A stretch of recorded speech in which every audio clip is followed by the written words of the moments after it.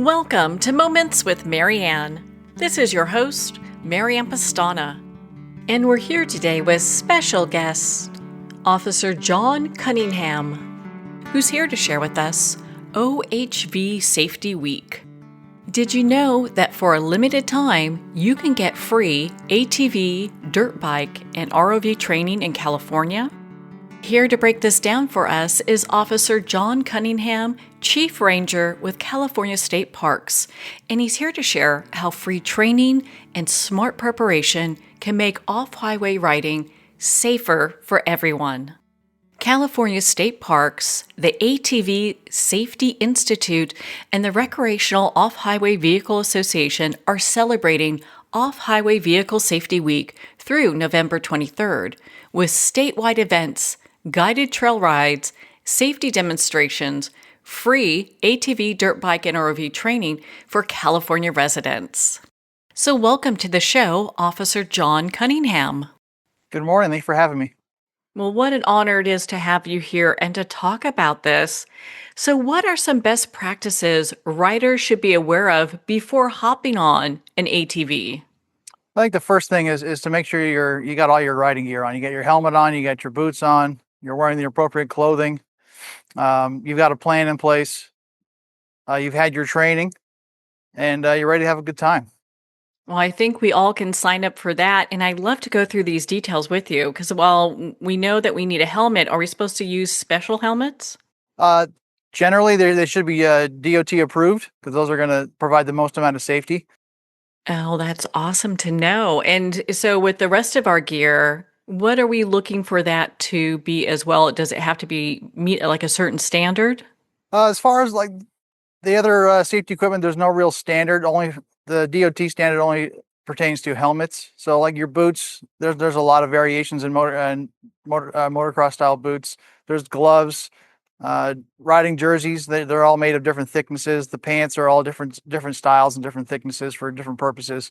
So there's really no standardization as far as those are concerned. Okay, well, that's good to know. So, from a ranger's perspective, what are some things we need to do to prepare for a safe ride? Like I said before, make sure you're wearing all your protective equipment, your helmet, your gloves, your goggles, your boots, your long pants, your long sleeve shirts. Your vehicle's in good running condition. You've got a plan, you've got water, you've got snacks, and you carry a map. You know exactly where you are, depending on where you're recreating, whether you're in an SVRA or you're on BLM or Forest Service property. Just know where you're at.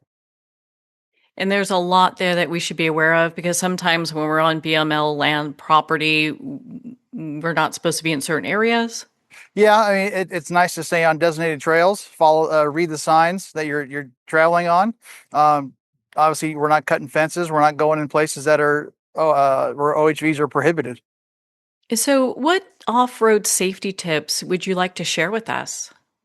First and foremost, with our campaign this year, Ride to Ride Again, safety or OHV safety training is paramount. A lot of new users benefit greatly from all this free training in the state of California at SVRAs. You can go to rideohv.com to find out, figure out what the venues are, what the dates and times are. My goodness, that's so important. I know the first time I was on an ATV, I was just kind of thrown onto it, not really knowing we're out in the desert in Glamis, had no idea about it, kind of learned, but how important it is to have that training. That makes such a big difference. Absolutely. It just starts the culture of operating the machine safely and then also riding safely while you're on the trails. So, do you have any kind of checklist for children so they can like really get in the habit of safe riding? So when they take these specified, whether it be ATV, dirt bike, or ROV or side-by-side training, there is a portion of that training that goes over a pre-ride checklist for the vehicle and the operator as well. So, what are some things on the checklist? Do you have that in mind? There's things like, as far as the machine or the OHV is concerned, I mean, you check the fuel, check the oil, check the chain tension, check the tires. Just make sure that the vehicle is functioning properly before you head out on your trail ride.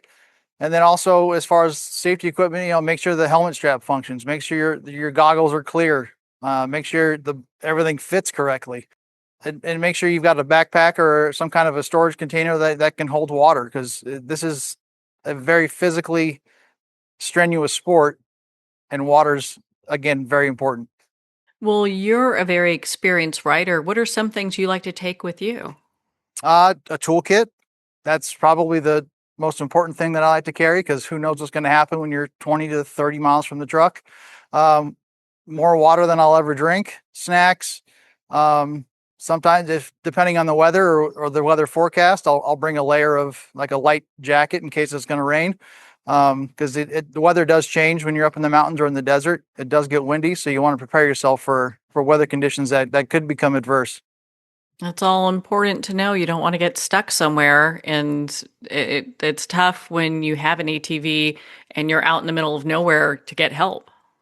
Yeah, it's you might be there for a while. It's why it's always important. I mean, bring a cell phone, know where you're at, tell somebody where you're going to be, what your plan is for the day. Um, it's just communication is key, especially when you're so far from civilization. Now, is it mandatory to have training before you ride an ATV? Is that the law? It is the law. When you're under the age of 18, you need to have a ASI certification, or be supervised by a parent or guardian that has an ASI certification. Well, that's really important to know. And how about etiquette? I'm sure there's trail etiquette. And for a lot of folks that may be new, what should they be aware of? First and foremost is stay to the right. Just like your traffic laws on the highway, stay to the right. There's sometimes there could be opposing traffic. There could be blind spots on the trail, so you want to stay to the right and give yourself and the other recreators enough room to pass safely. And then also, when you're in staging areas or campgrounds, let's keep the speed down to 5 miles an hour, because people are trying to hang out and enjoy themselves and maybe eat some food, and sandwiches with real sand in them are not that enjoyable. They are not at all. I think anyone that's been in the desert riding knows that sand gets everywhere. The last place you want it is in your food. Exactly. Oh my goodness. Well, and so for areas that have paved roads, do we need to be mindful of that as well? Absolutely. So if you're riding an OHV and it's not street legal, you should avoid operating on pavement. These vehicles are not rated to be operated on pavement, which is going to create a somewhat dangerous situation, because they handle much differently on asphalt than they do on dirt and sand. So is there an age limit for riders? I mean, as long as they can reach all the controls and do so safely, they can operate an OHV. But again, it starts with training, so it's not a good idea to throw a 5-year-old on an ATV or a dirt bike that they don't have any experience with, and just kind of leave them to their own devices. It can become very dangerous very quickly. For families that have that as part of their family kind of like culture where they're riding at young ages, it's a little bit different. I mean, it can be. Maybe they're more involved in it, and they're gaining more experience at a faster pace. Because if you're riding every weekend, kids will adapt very quickly to these fun toys. But if you're riding, once or twice a year, and you think that the young inexperienced child is going to be able to, I guess, take to this sport quickly, it takes time. I mean, there's a lot of controls involved. There's different kinds of throttle, brakes on with your foot and your hand. There's a clutch. There's a lot of things they're difficult to navigate, especially when you're riding in uneven terrain. So, for folks that can't make it to an in person course, do they have online courses?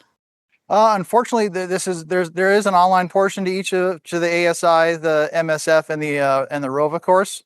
There's an online instructional period, but it's very tactile. You've got to actually operate the machine for a lot of the classroom stuff to actually make sense. Well, that makes sense because I mean, you want to get on the machine, get used to it, be able to ride it, and show that you can do that. Well, yeah, and it's just practice makes perfect, right? So repetition, just going over and over the manipulations on how to make a machine do what you want it to do. Well, and so where can people go again, officer, to learn more about this wonderful event that we have going on right now? So there's two websites. There's rideohv.com, and then there's also our California State Park website of ohv.parks.ca.gov. Well, Officer John, thank you so much for taking the time to be on the show with us here today. You're very welcome. Thank you for having me.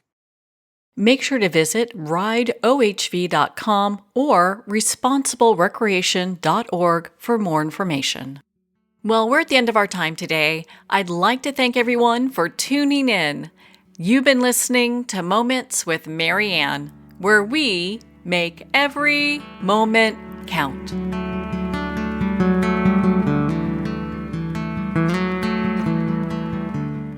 In a single moment, your life can change. Moments with Marianne is a transformative hour that covers an endless array of topics with the best of the best. Her guests are leaders in their fields, ranging from inspirational authors, top industry leaders, and business and spiritual entrepreneurs. Each guest is gifted and a true visionary, a recognized leader in her own work, and while teaching others to develop, refocus, and grow, Marianne will bring the best guest and sometimes a special surprise. Don't miss this. You never know just which moment will change your life forever. Make sure to tune in and visit momentswithmarianne.com for more information.